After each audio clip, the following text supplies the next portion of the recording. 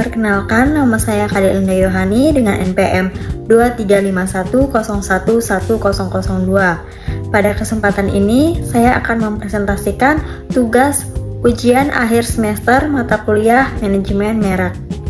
Dalam video ini, saya akan membahas 7 bab penting yang berkaitan dengan pengelolaan merek dan brand equity, yaitu yang pertama, Developing a Brand Equity Measurement and Management System. Yang kedua, Measuring Sources of Brand Equity, Capturing Customer Mindset.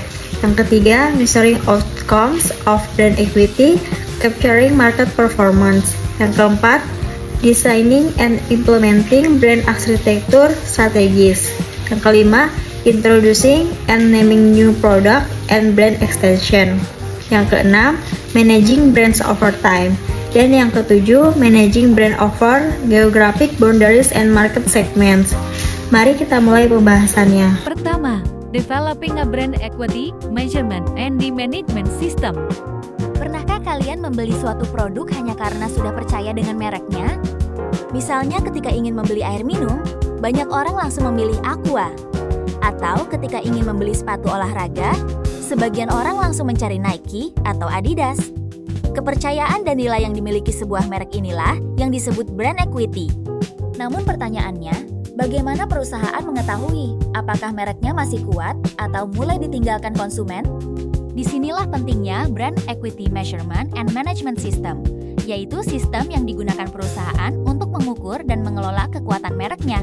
Perusahaan biasanya melakukan survei kepada pelanggan, memantau komentar di media sosial, melihat tingkat kepuasan pelanggan, dan mengevaluasi penjualan produk. Contohnya adalah Starbucks. Starbucks tidak hanya menjual kopi, tetapi juga pengalaman bagi pelanggannya. Mereka terus mengukur kepuasan pelanggan melalui aplikasi, ulasan online, dan program membership. Dari data tersebut, mereka mengetahui apa yang disukai pelanggan dan apa yang perlu diperbaiki. Jadi, inti dari bab ini adalah perusahaan harus memiliki sistem yang terstruktur untuk mengukur dan mengelola merek sehingga dapat bertahan dalam persaingan yang semakin ketat. Kedua, Measuring Sources of Brand Equity, Capturing Customer Mindset. Bab ini menjelaskan bahwa kekuatan merek berasal dari apa yang ada di pikiran konsumen. Semakin positif persepsi mereka, semakin tinggi nilai merek tersebut. Ada beberapa hal yang biasanya diukur, yaitu brand awareness atau kesadaran merek, brand image atau citra merek, brand association atau asosiasi merek, dan brand loyalty atau loyalitas pelanggan. Contoh yang sangat dekat dengan kehidupan kita adalah Indomie. Banyak orang memiliki mie instan favorit lain. Tetapi ketika mendengar kata mie instan, yang pertama kali terlintas seringkali adalah Indomie. Hal ini menunjukkan bahwa Indomie berhasil membangun posisi yang kuat dalam pikiran konsumen. Ketiga, Measuring Outcomes of Brand Equity, Capturing Market Performance. Setelah mengetahui apa yang dipikirkan konsumen tentang suatu merek, perusahaan perlu mengetahui apakah persepsi positif tersebut benar-benar memberikan keuntungan. Bab ini membahas bagaimana mengukur hasil atau dampak dari brand equity terhadap kinerja bisnis. Beberapa indikator yang digunakan adalah penjualan, pangsa pasar, keuntungan perusahaan, dan tingkat loyalitas pelanggan. Misalnya Apple, banyak pengguna iPhone tetap membeli produk terbaru meskipun harganya lebih mahal dibandingkan merek lain. Hal ini menunjukkan bahwa kekuatan merek Apple berhasil menghasilkan penjualan yang tinggi. Dalam kehidupan sehari-hari, ini mirip seperti seorang influencer yang memiliki reputasi baik. Ketika ia merekomendasikan suatu produk, banyak orang langsung percaya dan membeli. Artinya, reputasi yang baik memberikan dampak nyata terhadap hasil yang diperoleh. Kesimpulannya, brand equity yang kuat tidak hanya membuat konsumen mengenal merek, tetapi juga meningkatkan keuntungan dan keberhasilan perusahaan di pasar. 4. Designing and Implementing Brand Architecture Strategies. Ketika sebuah perusahaan memiliki banyak produk, mereka harus menentukan bagaimana hubungan antar merek tersebut. Konsep ini disebut brand architecture atau arsitektur merek. Arsitektur merek dapat diibaratkan seperti sebuah keluarga. Ada keluarga yang menggunakan satu nama keluarga untuk semua anggota. Ada juga yang setiap anggota memiliki identitas yang berbeda. Contoh pertama adalah Google. Google memiliki Google Maps, Google Drive, Google Meet, Google Photos, dan berbagai layanan lainnya.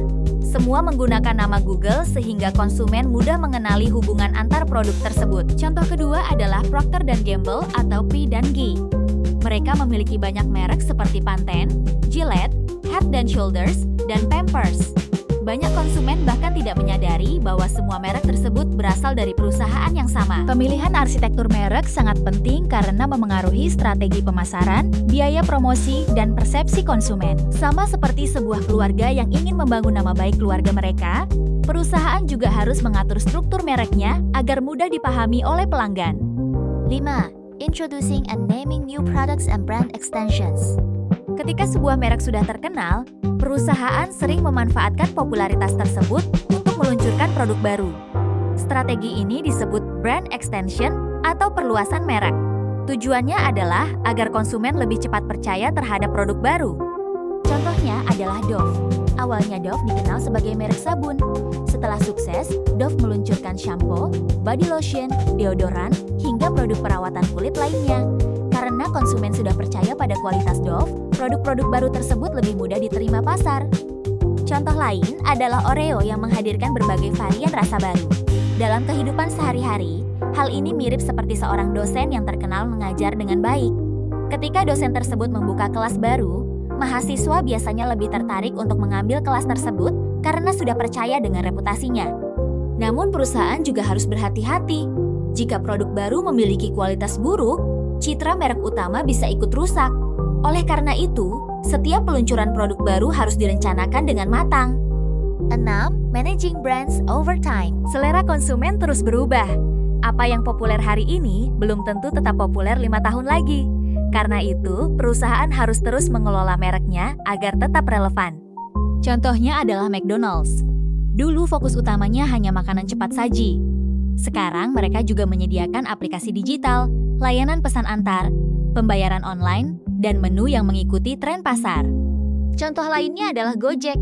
Awalnya hanya layanan ojek online, kini berkembang menjadi layanan pembayaran digital, pengiriman barang, pembelian makanan, hingga berbagai layanan lainnya. Sama seperti manusia yang harus terus belajar dan beradaptasi agar tidak tertinggal, merek juga harus berkembang mengikuti perubahan zaman. Jika perusahaan tidak melakukan inovasi, konsumen bisa beralih ke merek lain yang dianggap lebih modern dan sesuai kebutuhan mereka. 7. Managing brands over geographic boundaries and market segments.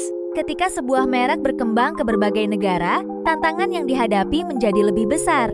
Setiap negara memiliki budaya, kebiasaan, bahasa, dan selera yang berbeda. Karena itu, perusahaan harus menentukan apakah akan menggunakan strategi yang sama di semua negara atau menyesuaikan diri dengan kondisi lokal. Contoh paling terkenal adalah McDonald's. Di Indonesia terdapat menu ayam dan nasi karena sesuai dengan kebiasaan masyarakat Indonesia. Di Jepang tersedia menu teriyaki burger. Di India tidak menggunakan daging sapi karena menghormati budaya setempat. Contoh lainnya adalah Netflix. Meskipun merupakan platform global, Netflix tetap menyediakan film dan serial lokal untuk menarik penonton di setiap negara. Dalam kehidupan sehari-hari, ini seperti ketika kita bertemu orang dari daerah yang berbeda. Cara berbicara dan pendekatan kita mungkin perlu disesuaikan agar komunikasi berjalan lebih baik. Jadi, kunci keberhasilan merek global adalah mampu mempertahankan identitas mereknya, sekaligus menyesuaikan diri dengan kebutuhan pasar lokal. Dari 7 bab yang telah dibahas dapat disimpulkan bahwa kepercayaan sebuah merek tidak terjadi secara instan. Perusahaan harus memahami konsumen, mengukur kekuatan merek, mengevaluasi hasil yang diperoleh, mengelola produk dan identitas merek, serta terus beradaptasi dengan perubahan zaman dan pasar global.